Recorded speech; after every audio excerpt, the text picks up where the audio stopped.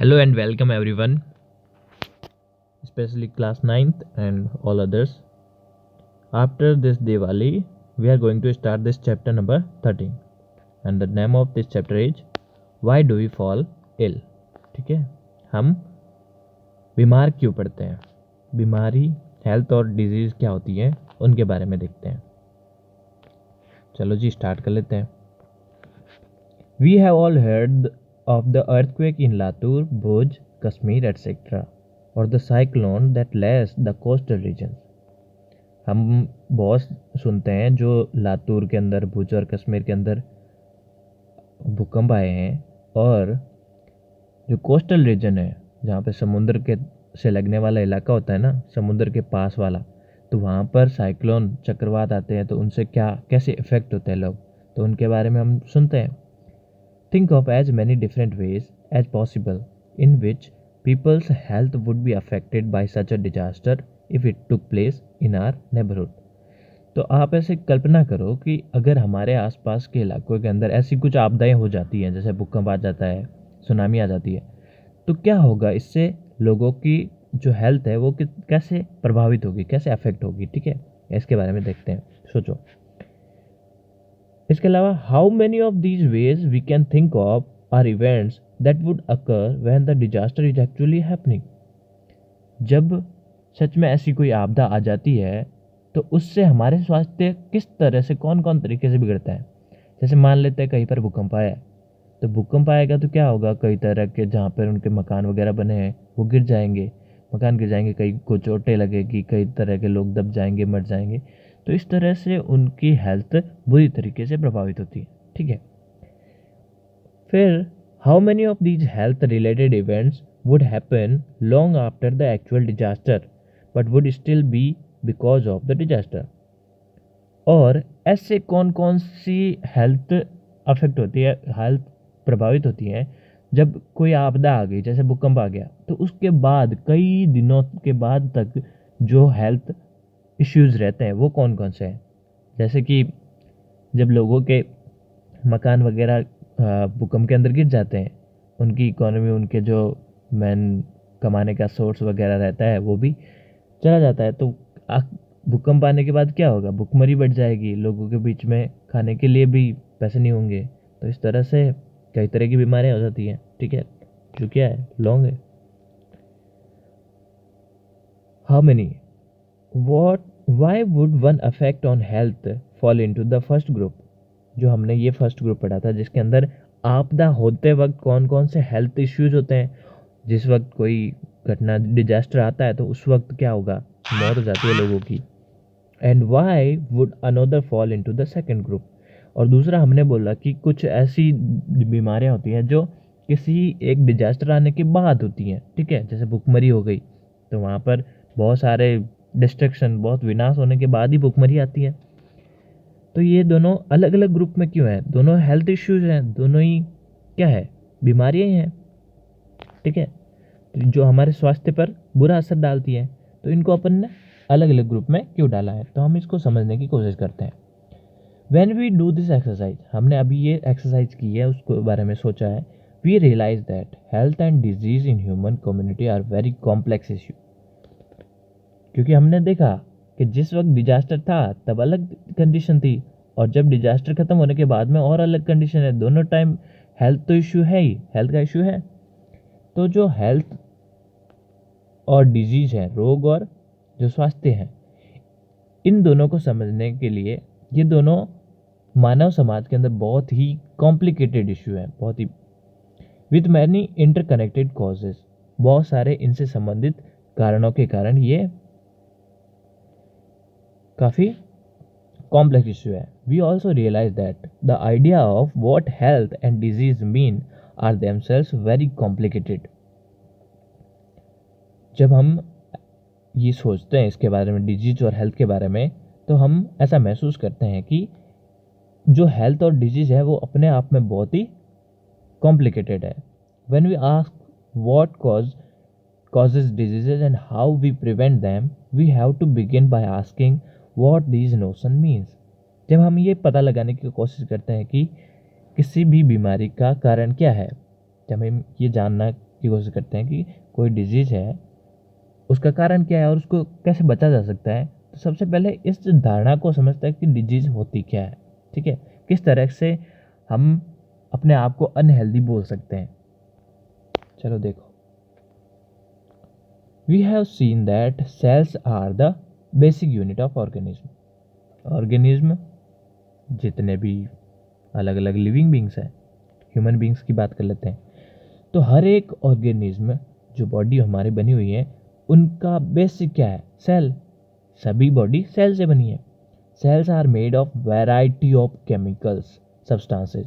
और जो छोटी सी सेल है जिनसे हमारी बॉडी बनती है, वो भी बहुत सारे सब्सटेंस से मिलकर बनी होती हैं, जैसे प्रोटीन्स, कार्बोहाइड्रेट्स, फैट्स और लिपिड्स एंड सो ऑन। और इस तरह से कई तरह के केमिकल्स से वो बनी है, ठीक है। Cell is a dynamic place. Cell एक डायनेमिक प्लेस है। डायनेमिक मतलब मूव करता रहता है, वो हर वक्त कुछ न कुछ काम करता रहता है। समथिंग और other is always happening inside them. कुछ न कुछ उसके अंदर हमेशा घटित होता रहता है। कुछ मरम्मत का काम हो, सेल का, एनर्जी प्रोडक्शन का, कुछ न कुछ होता रहता है। Complex reaction and repair goes on inside cell. और जो कॉम्प्लेक्स रिएक्शन है, कई जटिल क्रियाएं जिसमें मॉलिक्यूल्स बनते हैं, मॉलिक्यूल्स टूटते हैं, इस तरह से रिएक्शन और सेल के रिपेयर का काम चलता रहता है। New cells are being made, और उसके अंदर और कई तरह की नई सेल्स भी बनती रहती हैं। इन आर ऑर्गन्स और tissues there are various specialised activities going on. और इसी के साथ हमारे जो ऑर्गन्स हैं और टिश्यूज हैं, जो सेल्स आपस में मिलती है जब और किसी पर्टिकुलर फंक्शन को करती हैं, तो उनको टिश्यू बोलते हैं। हम इसी क्लास के अंदर चैप्टर नंबर 6 के अंदर हम पढ़ेंगे, ठीक है, टिश्यूज के बारे में। जब ये टिश्यू आपस में मिलते हैं तो वो ऑर्गन्स बनाते हैं। जैसे हमारा हार्ट है तो वो एक ऑर्गन है, ठीक है, स्टोमक है तो वो भी ऑर्गन है। तो जो पर्टिकुलर फंक्शन करते हैं ये, तो इनकी एक्टिविटी चलती रहती है। The heart is beating, the lungs are breathing, the kidney is filtering urine, the brain is thinking. तो ये सब काम होता रहता है। क्या करते हैं? हार्ट बीट करने का काम करता है। हार्ट बीट होती है तो ब्लड पंपिंग होती है, ब्लड हमारे बॉडी तक पहुंचता है, बॉडी के हर एक सेल तक पहुंचता है। जो लंग्स हैं वो हमें ब्रीथ करने में हेल्प करते हैं, सांस अंदर लेने में, सांस बाहर छोड़ने में। किडनी क्या करती है? किडनी फिल्टर करती है, हमारे ब्लड के अंदर से जो यूरिन है उनको फिल्टर करने का वर्क करती हैं। और ब्रेन थिंक करने का, सोचने का काम करता है। अभी तुम लोग सोच रहे होंगे, तो वो सब ब्रेन का वर्क है, ठीक है। All these activities are interconnected. ये सभी एक्टिविटी एक दूसरे से कनेक्टेड है। कैसे? फॉर एग्जाम्पल लेते हैं, if the kidney are not filtering urine. अगर जो किडनी है वो ब्लड के अंदर से यूरिन को फिल्टर नहीं करेगी तो क्या होगा? Poisonous substances will accumulate. जो जहरीले पदार्थ हैं वो इकट्ठे होने स्टार्ट हो जाएंगे। Under such condition the brain will not be able to think properly. और ऐसी कंडीशन के अंदर हमारा जो दिमाग है, माइंड प्रॉपरली वर्क नहीं कर पाएगा। For all these interconnected activities energy and raw material are needed. और हमारे सेल्स और ऑर्गन्स के इन सभी वर्क को, इंटरकनेक्टेड वर्क को करने के लिए उनको क्या चाहिए होता है? एनर्जी और रॉ मटेरियल चाहिए होते हैं, ठीक है। रॉ मटेरियल जैसे कि कार्बोहाइड्रेट वगैरह है, तो वो सभी एनर्जी प्रोवाइड कराते हैं। तो इन सब की ज़रूरत होती है। और ये कहाँ से मिलेंगे? Food is necessary for cell and tissue to function, ठीक है। और इन सब के लिए फूड हमेशा जरूरी होता है। Anything that prevents proper functioning of cells and tissue will lead to lack of proper activities of the body. ऐसी कोई भी चीज़, एनीथिंग, जो हमारे बॉडी के लिए, बॉडी में जो प्रॉपर फंक्शनिंग, सेल और टिश्यू का प्रॉपर फंक्शनिंग है, उसको प्रॉपर फंक्शन करने से रोकते हैं, वही क्या करते हैं? हमारी बॉडी को डिजीज़ की तरफ लेके जाते हैं, ठीक है, प्रॉपर एक्टिविटीज़ की कमी की तरफ लेके जाते हैं, ठीक है, जिसको हम अनहेल्दी कंडीशन बोल सकते हैं। आगे देखो, it is in this context that we will look at the notion of health and disease.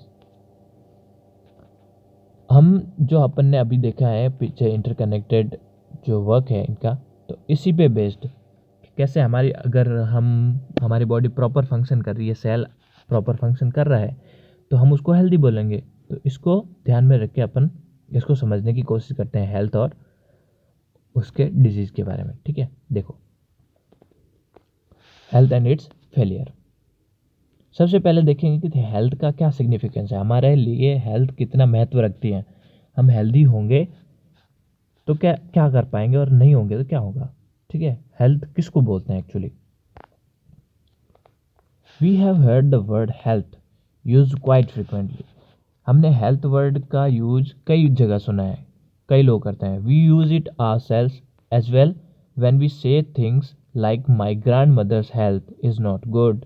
Our teachers use it when they scold us saying this is not a healthy attitude.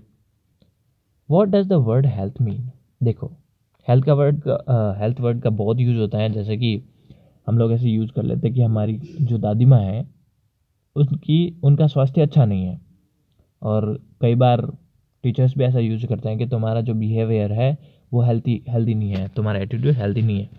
तो इसका क्या मतलब हुआ, इसमें health का क्या मतलब है, स्वास्थ्य का मतलब क्या हुआ, इसका मतलब क्या वो बीमार है।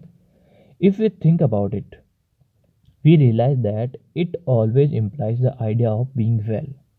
हम अगर स्वास्थ्य के बारे में बात करें तो स्वास्थ्य का मतलब होता है अच्छा होना, being well. We can think of this well being as effective functioning. और हम वेल बीइंग का अर्थ ऐसे ले सकते हैं, ऐसा सोच सकते हैं कि हम इफेक्टिव वर्क करें जो हम डेली लाइफ के अंदर कर सकते हैं। फॉर आवर ग्रैंड मदर्स, जैसे कि हम अगर दादी की बात करें तो दादी क्या कर सकती हैं। Being able to go out to the market और to visit neighbours is being well. कि हमारी दादी अगर मार्केट जा सकती है, बाजार जाके आ सकती है, घूम के आ सकती है, और हमारे पड़ोसी के साथ में बातें बातें करके आ सकती है, तो इसका मतलब क्या है, वो अच्छी कंडीशन में है, is good. It is being well, इसका मतलब वो अच्छी है। And not being able to do such thing, अगर वो ऐसा ऐसा कुछ नहीं कर पाती है, बाहर मार्केट नहीं जा पाती है, इज अ पुअर हेल्थ। वो बेकार, बुरा स्वास्थ्य बोल सकते हैं उसको, अच्छा स्वास्थ्य नहीं बोल सकते अगर दादी माँ बाहर नहीं जा सकती। Being interested in following the teaching in the classroom so that we can understand the world is called a healthy attitude. Okay.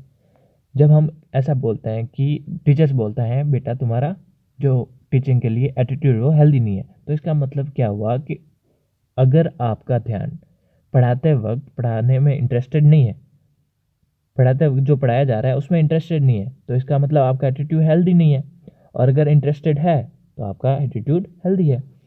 अगर while not being interested is called the opposite. Okay, health is therefore a state of being well enough to function well physically, mentally and socially. तो इसका मतलब क्या हुआ, तो health है, स्वास्थ्य है, वो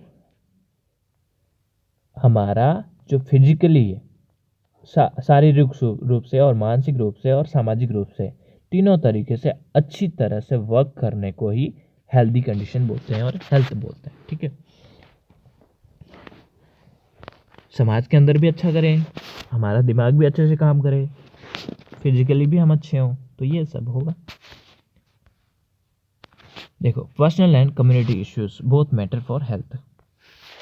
हमारे कुछ पर्सनल इश्यूज हैं, कुछ जो हमारे आसपास का समुदाय है, हमारे आसपास के लोग हैं, तो वो भी हेल्थ के लिए, हेल्थ इश्यूज में मैटर करते हैं। ठीक है, कैसे मैटर करते हैं। If health means a state of physical, mental and social well-being, it cannot be something that each one of us can achieve entirely on our own. अभी हमने क्या पढ़ा था कि हेल्दी होने का मतलब क्या हुआ, हम चाहे फिजिकली हो, चाहे मेंटली हो, चाहे सोशली हो, फंक्शन अच्छे से कर पाएँ। ठीक है, अच्छे से रह पाएँ, हर तरह का इफेक्टिव फंक्शन हो। तो अगर हम इस तरह से डिफाइन कर रहे हैं कि हो health is a physically good, mentally good and socially good, तो जो फिजिकली गुड होना है और सोशली गुड होना है वो किस पे डिपेंड करेगा, अपने ऊपर या सोसाइटी के ऊपर। वो तो सोसाइटी पे डिपेंड करेगा कि सोसाइटी के अंदर जो कंडीशन है वो अच्छी है या नहीं है। अगर कंडीशन अच्छी होगी तो इस तरीके से हम कह सकते हैं कि हम हेल्दी कंडीशन में, और अगर कंडीशन आसपास की अच्छी नहीं होगी, वो डिपेंड किस पे करती है, सोसाइटी पे। तो हम अकेले हमारा स्वास्थ्य निर्धारित नहीं कर सकते कि हम स्वस्थ हो सकते हैं, ठीक है। हम एंटायरली अचीव नहीं कर सकते।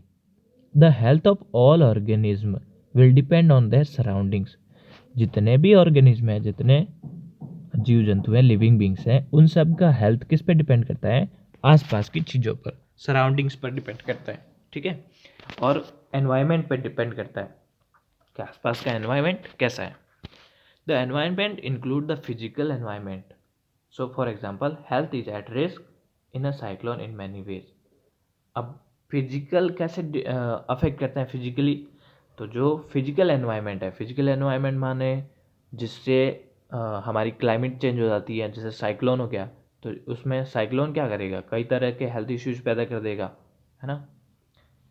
ये हो गया फिजिकल। अब सोसाइटी के अंदर देखें तो कैसे मैटर करता है ये? ह्यूमन बींग्स कहाँ रहते हैं? Live in societies. Are social environment therefore is an important factor in our individual health. We live in villages, towns, or cities. In such places, even our physical environment is decided by our social environment. तो हम कहाँ रहते हैं? Society के अंदर रहते हैं। तो ये सोसाइटी भी किसी की इंडिविजुअल हेल्थ के लिए अफेक्टिव फैक्टर हो गया, ठीक है। जैसे कि हम गाँवों के अंदर रहते हैं, सिटी के अंदर रहते हैं, तो उन सभी जगहों पर जो लोग रहते हैं वो किस तरह का माहौल क्रिएट करके रखते हैं, उस पर हमारा स्वास्थ्य निर्भर करता है। ओके, जैसे एक सोचते हैं अभी, consider that what would happen if no agency is ensuring that garbage is collected and dispose. मान लेते हैं हमारी सोसाइटी के अंदर अगर कोई भी एजेंसी आसपास का जो कूड़ा है, कचरा है, उसको हटाने का काम नहीं करती, तो क्या होगा? कचरा बिखरा रहेगा, वहाँ से कई तरह के कीटाणु बनेंगे, तो वो कीटाणु बीमारियाँ पैदा कर देंगे बहुत सारे, वहाँ पे बदबूदार फैलता रहेगा। What would happen if no one takes responsibility for clearing the drains and ensuring that water does not collect in the street or open spaces? अगर हमारी ड्रेनेज सिस्टम है, सीवेज है, तो उनके अंदर जो नाले वगैरह हैं, उनके अंदर जो वाटर बह रहा है वो प्रॉपर तरीके से नहीं बह के एक जगह इकट्ठा हो गया, फिर इकट्ठा होने के बाद वो क्या करेगा? उसमें बहुत सारे विषाणु पैदा हो जाएंगे, है ना, तो बैक्टीरियाज वगैरह। तो अगर उनकी कोई रेस्पॉन्सिबिलिटी नहीं लेगा कम्युनिटी के अंदर, तो सब लोग बस कचरा करने में ही लगे रहेंगे, साफ सफाई का ध्यान नहीं रखेंगे, तो वो हेल्थ के लिए क्या है? बहुत बड़ा इशू हो जाएगा। So if there is a great deal of garbage thrown in our street, और if there is a open drain water lying stagnant around where we live, the possibility of poor health increases. तो अगर हमारे आसपास कूड़ा कचरा बिखरा रहेगा बहुत सारा, और जो ड्रेनेज सिस्टम का वाटर है वो इकट्ठा होता रहेगा और बदबू मारता रहेगा, तो हमारे पुअर हेल्थ हेल्दी होने की कंडीशन इंक्रीज हो जाएगी, ठीक है। हम लोगों का स्वास्थ्य कमज़ोर होना शुरू हो जाएगा। Therefore public cleanness is important for individual health. तो किसी एक इंडिविजुअल, किसी व्यक्तिगत, आपकी जैसे स्वास्थ्य के बारे में सोचे, तो हर एक के स्वास्थ्य के लिए जो सोसाइटी के अंदर पब्लिक क्लीननेस है, साफ सफाई रखना बहुत ज़रूरी है, ठीक है। आप लोग क्या कर सकते हैं? You can find out what provisions are made by your local authority. आपकी जो लोकेलिटी हैं, जैसे गांव के अंदर पंचायत वगैरह होती हैं, पंचायत क्या निर्धारित करती हैं कि किस तरह से जो क्लीन वाटर है वो सप्लाई होगा, तो वो जो डिफाइन करती हैं। आपके घरों के अंदर पानी किस तरह से आता है, कौन डिसाइड करता है, वो पता लगाओ। उन्होंने आपके घरों में पानी के लिए क्या सिस्टम बना रखा है। Are all the people in your locality able to access this? तो जो हमारे लोकेलिटी या आपके लोकेलिटी में जितने भी लोग रहते हैं, उन सबको वो क्लीन वाटर मिलता है कि नहीं मिलता है, देखो। और क्या कर सकते हैं? Find out how your local authority manage the solid waste generated in your neighbourhood. जो कचरा वगैरह अपने पड़ोस के अंदर इकट्ठा होता है, तो हमारी जो अथॉरिटी है, हमारे पब्लिक सोसाइटी की अथॉरिटी, तो वो किस तरह से उनको मैनेज करने के काम करती है। आर दिस मेजर एडेक्वेट, जो वो वर्क कर रही है क्या वो सफिशिएंट है, इससे हमारे आसपास साफ सफाई रहती है, मेक श्योर करें। अगर वो नहीं रहती तो आप क्या सजेस्ट करोगे इम्प्रूवमेंट के लिए, क्या करोगे वो भी सोचो। What could your family do to reduce the amount of solid waste generated during a day or week? आपकी फैमिली क्या करती है कचरे को कम करने के लिए, आसपास में कचरा ज़्यादा इकट्ठा नहीं हो, इसको मेक श्योर करने के लिए आपकी फैमिली क्या करती है। ठीक है, तो ये सब इंश्योर कैसे होता है। We need food to be healthy, हम सबको पता है, हम सबको हेल्दी रहने के लिए क्या चाहिए, food. And this food will have to be earn by doing work, और ये फूड हमको कैसे मिलेगा, काम करके। और काम करने के लिए हमको क्या चाहिए, अपॉर्चुनिटी चाहिए कि कोई हमको काम दे। For this the opportunity to do work has to be available. We need to be happy in order to be truly healthy. अगर हमको सच में हेल्दी रहना है, स्वस्थ रहना है, तो हमको क्या रहना पड़ेगा, खुश रहना पड़ेगा। और खुश रहने के लिए क्या हो, हमारे पास खाना हो, अच्छी तरह की हो, है ना। And if we mistreat each other and are afraid of each other, we cannot be happy. और अगर हम किसी को मिसट्रीट करें, अच्छा बिहेव नहीं करें उनके साथ में, और हमारा संबंध किसी के साथ अच्छा नहीं हो, तो क्या होगा, हमें एक दूसरे से डर डर बना रहेगा और हम हैप्पी नहीं रह सकते। Social equality and harmony are therefore necessary for individual health. तो इस तरह से सामाजिक एकता, सामाजिक समानता और एकता जरूरी होती है। ठीक है, एक दूसरे से बनाए रखो, एक दूसरे के साथ संबंध अच्छे होने चाहिए, तभी हम एक इंडिविजुअल व्यक्ति की व्यक्तिगत स्वास्थ्य के बारे में मेक श्योर कर सकते हैं, एंश्योर कर सकते हैं कि वो अच्छी कंडीशन में। We can think of many other such example of connection between community issues and individual health. ऐसे कई तरह के अपन फैक्टर्स देख सकते हैं जो कम्युनिटी के द्वारा हमारे आसपास की जो लोकेलिटी हैं, लोग हैं, उनसे अफेक्ट होते हैं। ठीक है, the 5F, what is to be done. 5F है जो हमें प्रोटेक्ट करने में हेल्प करते हैं। जैसे ये फीकल मैटर है, तो इनसे कौन कौन से ये 5F है जो हमारी जो हेल्दी कंडीशन है वो इंश्योर करते हैं। सबसे पहला देखो, फ्लूइड। फीकल मैटर के अंदर बहुत सारे बैक्टीरियाज, गंदगी है, तो वो गंदगी हमको बीमार करती है। तो जब हम इन पांचों को इससे शेव कर लेंगे तो हम स्वस्थ रह सकते हैं। सबसे पहला है फ्लूइड, जो वाटर हम पीते हैं, तो वो इसको हाइजीन और सैनिटाइजेशन के तौर पे लेते हैं। हाइजीन बोलते हैं स्वच्छता, एकदम साफ सुथरा, और सैनिटाइजेशन बोलते हैं साफ सफाई करना। प्रोटेक्ट द वाटर सोर्स, जहाँ से हमको पानी मिलता है उस सोर्स को क्या करो, बचा के रखो। और treat and store water safely, और जो हम पानी हम यूज करते हैं उसको स्टोर, साफ सफाई में स्टोर करके रखो।